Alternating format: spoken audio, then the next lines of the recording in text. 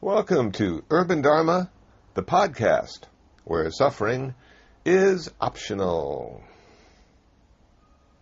Hi, this is Reverend Kusala from downtown Los Angeles, coming to you from the International Buddhist Meditation Center.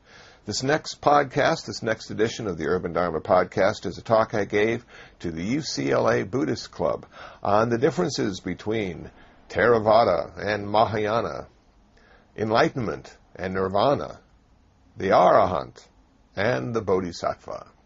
When I started to study Buddhism, I was confused about those terms. I couldn't figure out if they were the same or they were different, if one was better, if one was worse, which one I wanted to be. So after considerable reflection, you're about to hear my answer to all those questions. Hope you find it interesting, and most of all, I hope you find it useful.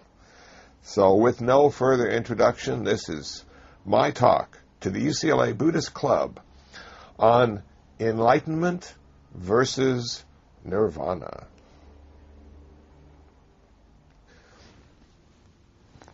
So when I first started to study Buddhism, my teacher was teaching a form of Zen Buddhism, Mahayana tradition. And so I looked at all Buddhism as being Mahayana because I was new and I didn't really understand all the different kinds of Buddhism that they had available. But then I started to read some books and I started to see that what he was talking about was like a later kind of Buddhism. And I was really interested, because I was a newbie, I was a beginner, I was really interested to find out what the Buddha said. You know, originally in India. Well, what did he say? Not so much what did they say in Japan or China or Korea or Tibet, but what did they say in India? And was that Mahayana Buddhism, or was that something else? Are you okay? Okay. I think there might be one right over here. Yeah.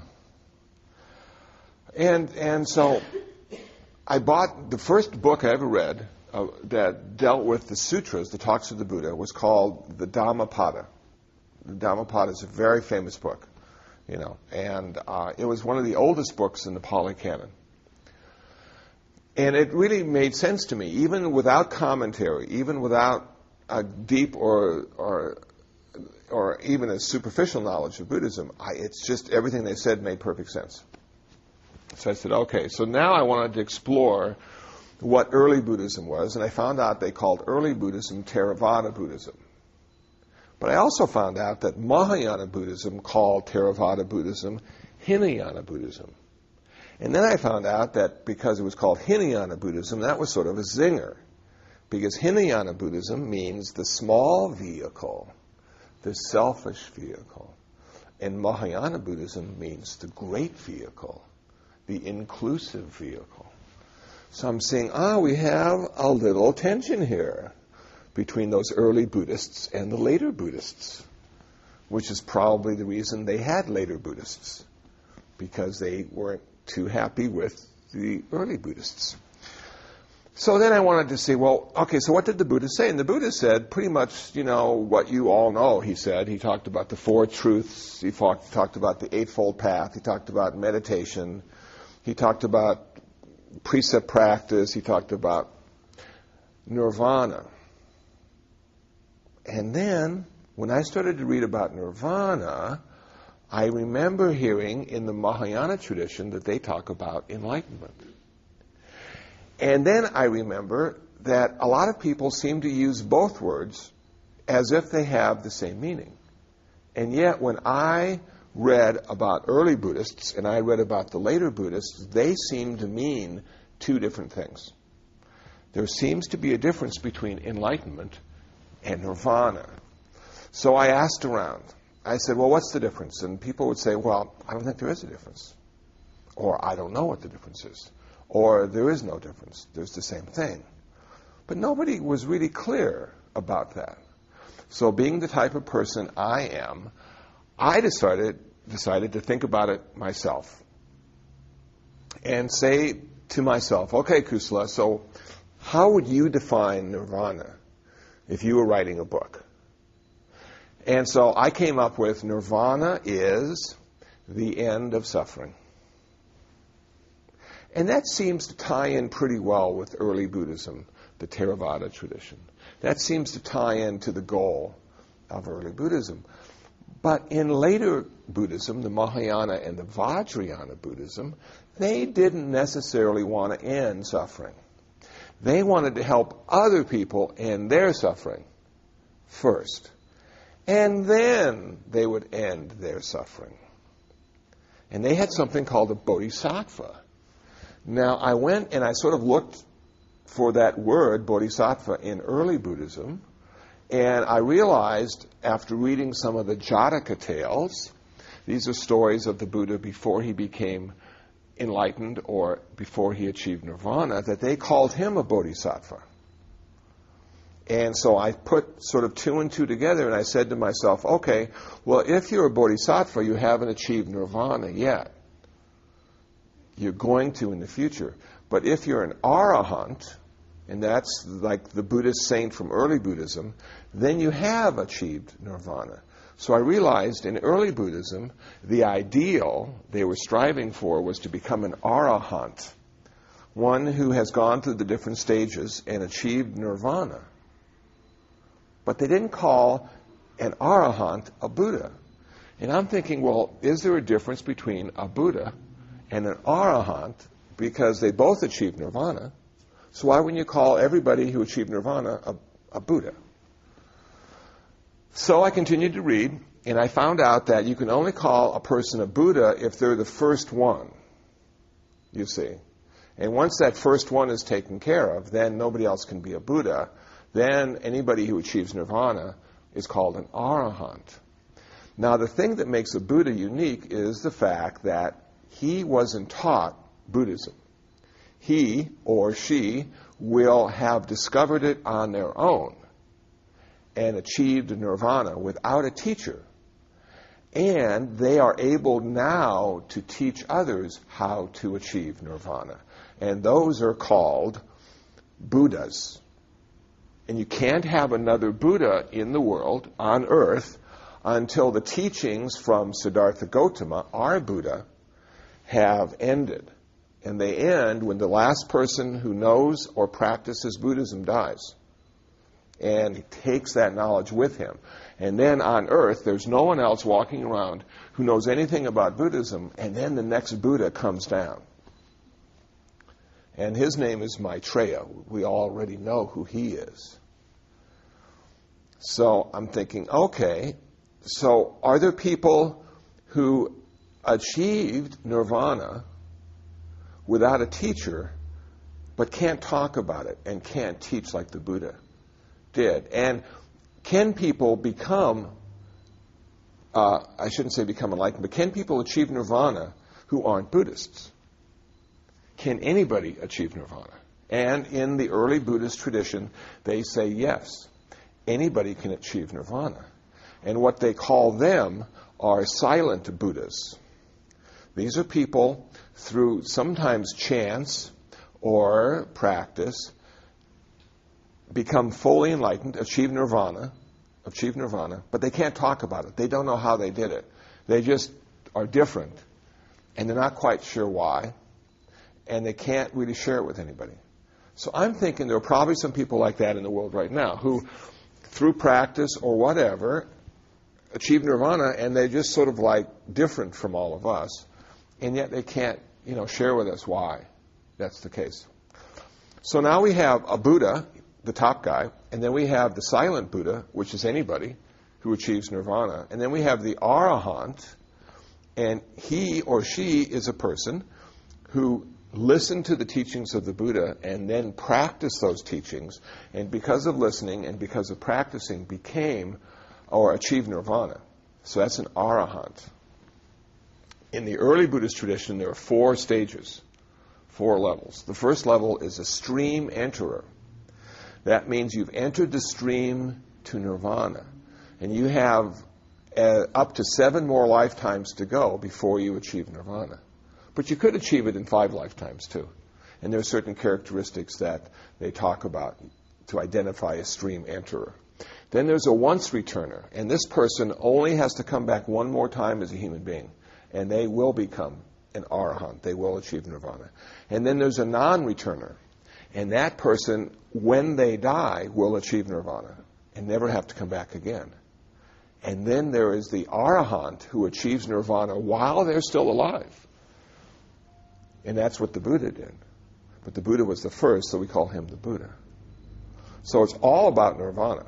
There's nothing about enlightenment in early Buddhism. And when they talk about the Bodhisattva, they only talk about the Buddha before he achieved his nirvana, before he became the Buddha. But now, when I started to read early Buddhism, later Buddhism, the Mahayana tradition, everybody who's practicing Mahayana wants to be a Buddha. And I had read that you can only have one Buddha at a time until the teachings wear out, and the teachings are still alive after 2,500 years. So why would you want to be a Buddha? But then I kept reading. And I realized there were Buddhas everywhere. On all the solar system, all the planets, all the stars, there were Buddhas. They went so far as to say there is even a Buddha on a piece of dust that floats in the air. Those are called dust motes. And some people are reborn as a Buddha on that piece of dust, for all the creatures on that dust who want to become enlightened. So they weren't talking about coming back to earth to be a Buddha. They were just talking about being a Buddha any place. But, they said, before we receive our nirvana, before we receive our enlightenment, we want everybody else to be enlightened first.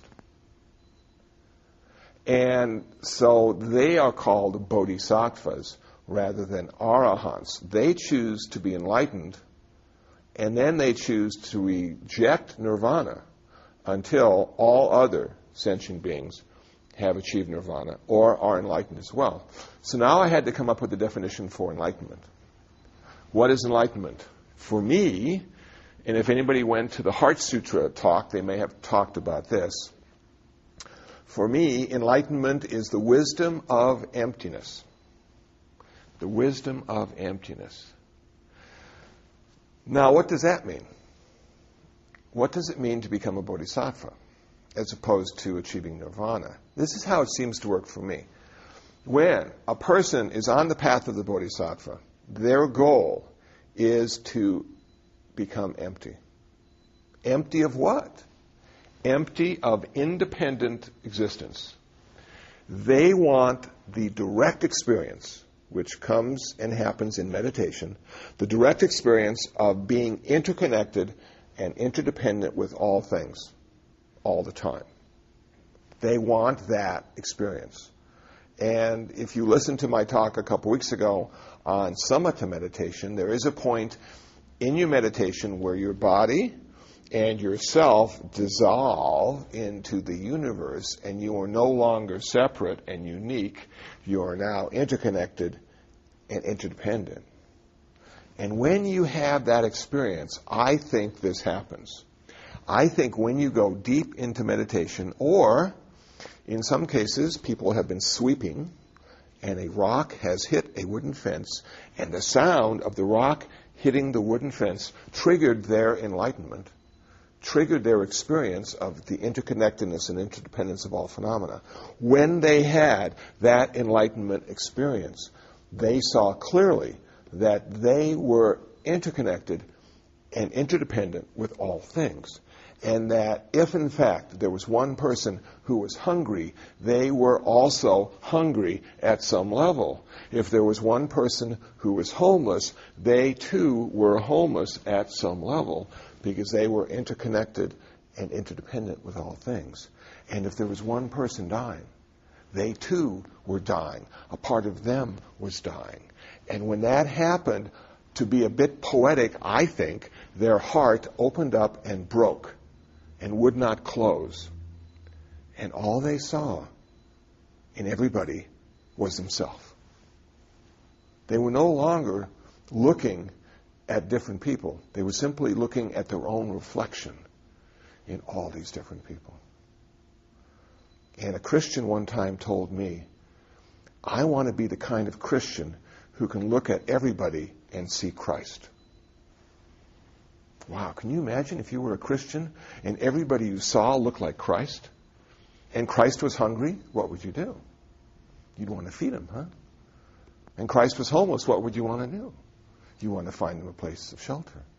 And Christ was dying, what would you want to do? So, can you imagine looking and seeing Christ in everybody? Can you imagine seeing yourself in everybody? And now this person's hungry and you're hungry. So you feed them and you're satisfied. This person's unhappy. You make them happy. And because of that, now you're happy. Your happiness, your success is dependent on the happiness and success of others. Wow. That's so cool. But what does that do? How does that change your life? That means you never, ever will be able to hide your head in the sand again. You never, ever will be able to turn your back from the suffering and the discomfort and the disease in the world. That you are drawn into it. You have been drafted into the army of bodhisattvas, marching through the world, ending the suffering. Not creating the suffering, ending the suffering. That's the path of the bodhisattva. That's the experience of enlightenment, I think. That's how it transforms you. That's why you wait to achieve your nirvana until all other humans have achieved their nirvana. Because they are you. There is no one first or second if everyone is you.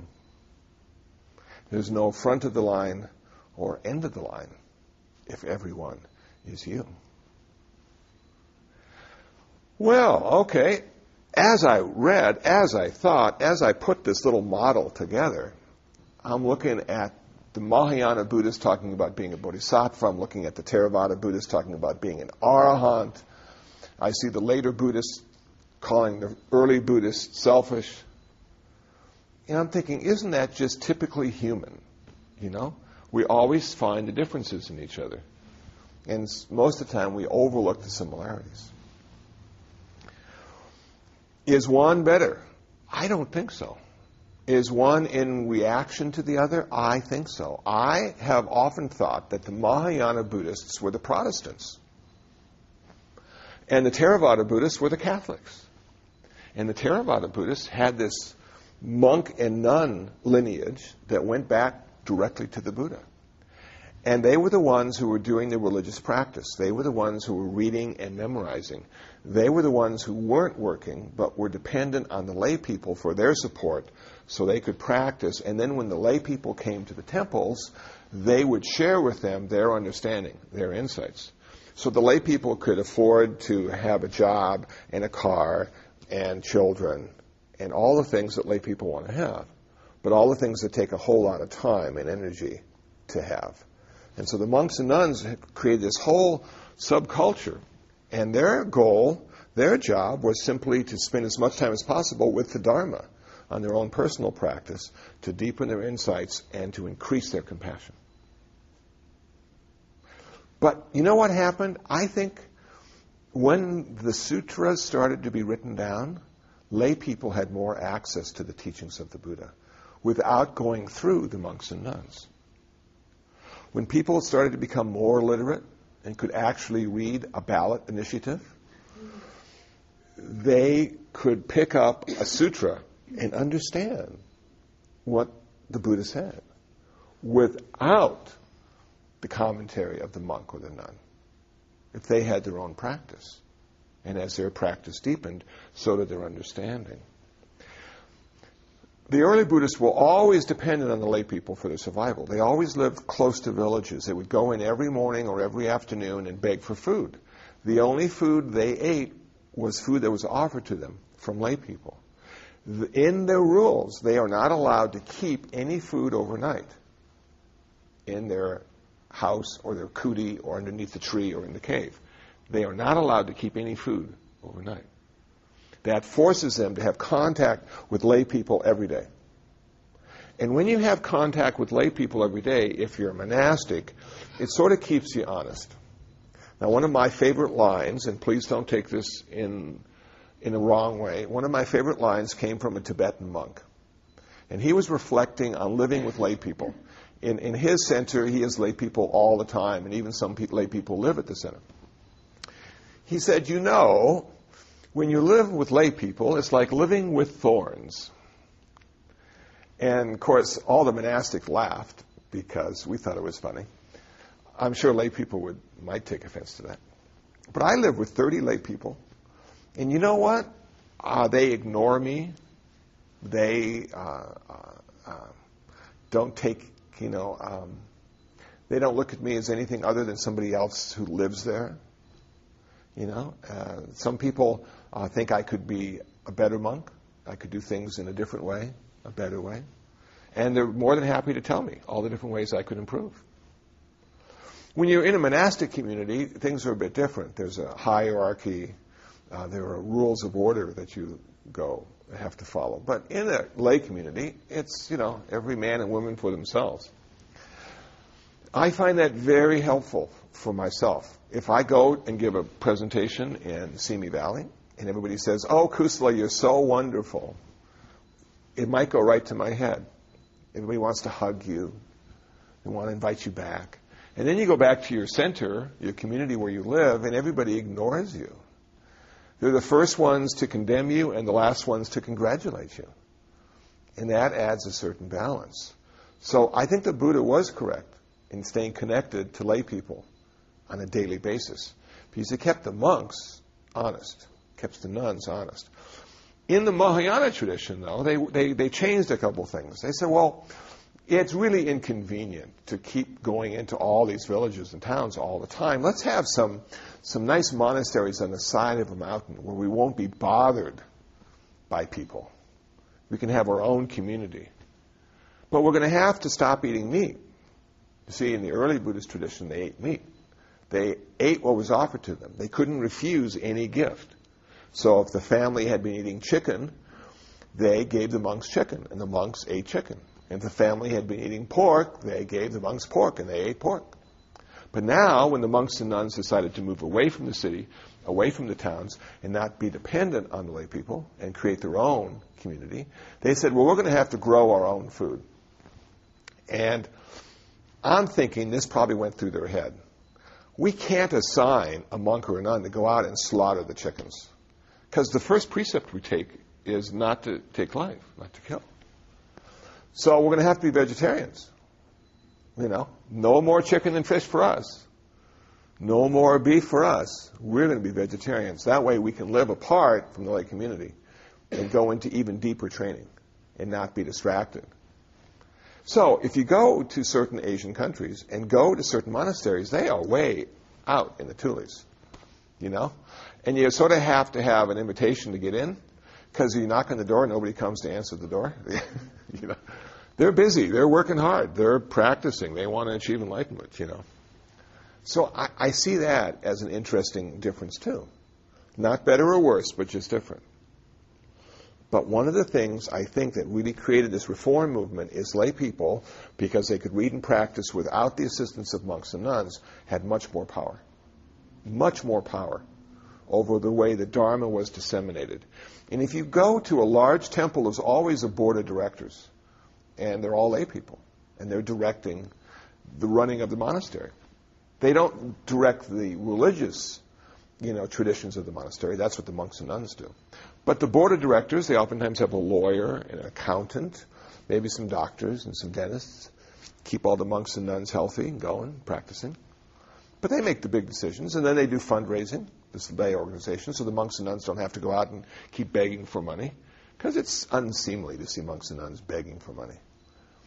In the old days, of course, they couldn't beg for money, could they? They just had to beg for food, because that food kept them alive. But now, we like money, because money can be, translated into food and comfort. And I always like to see the monks driving Mercedes-Benzes, because a lot of these really poor temples have some, fairly rich lay people, and they want to give the monks really good things.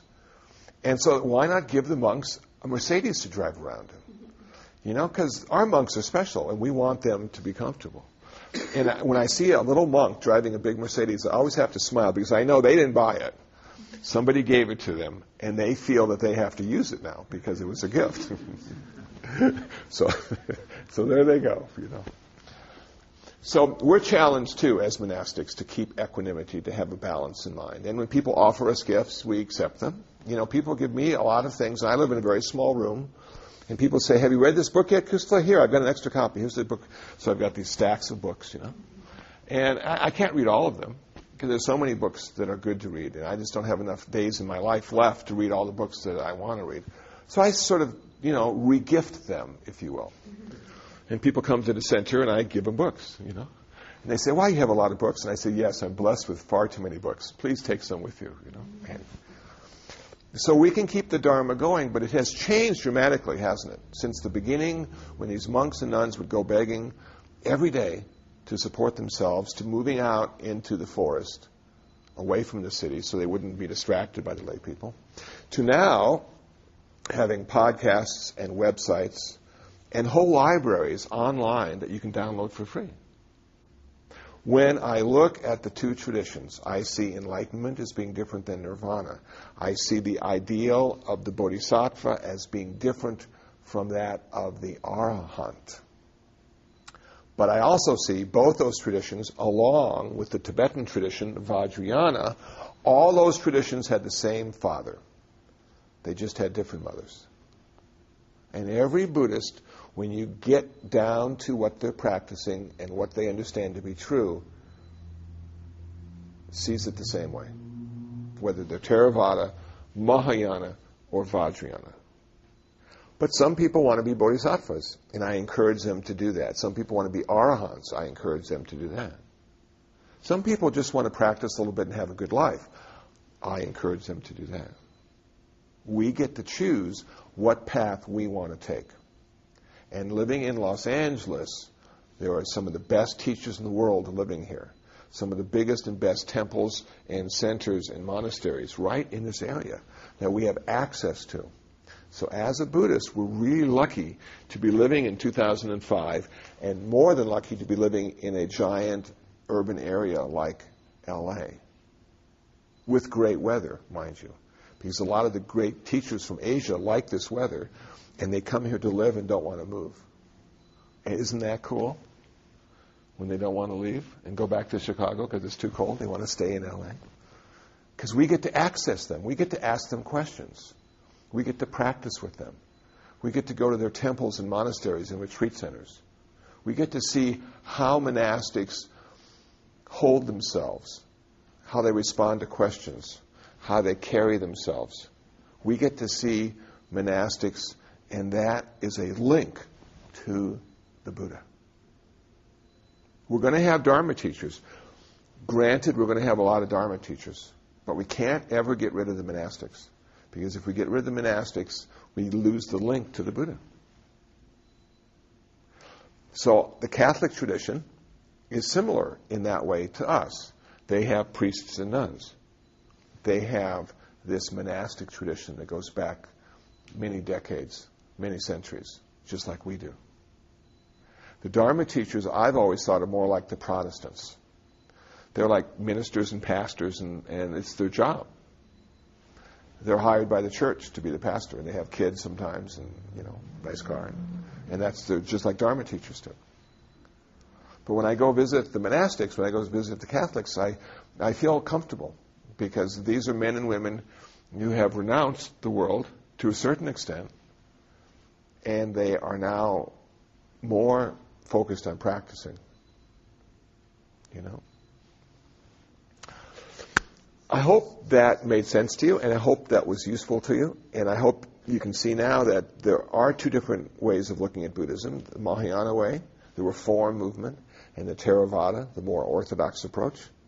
They both work, they're both useful, and everyone who achieves enlightenment eventually will achieve nirvana as well. Nirvana is the end goal for both traditions.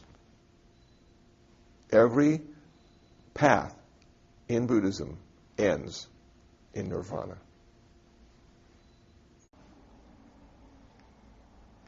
Well, that's it. Hope you found it interesting. Hope you found it useful. For more information on Buddhism, please visit urbandharma.org. Many, many pages of articles and photos and even a lot of free ebooks you can download. For more information on me, visit my website, kusala.info, Kusala.info. Well, until we see each other again, until the next podcast, please be happy, peaceful, and most of all, free from suffering.